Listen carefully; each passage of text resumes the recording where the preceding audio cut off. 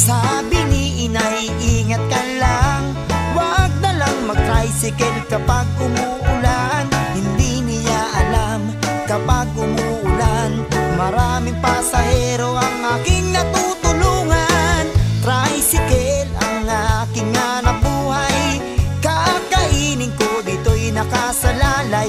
Umaga pa lang, kumakayod na, para may panglangis at may pangasolina.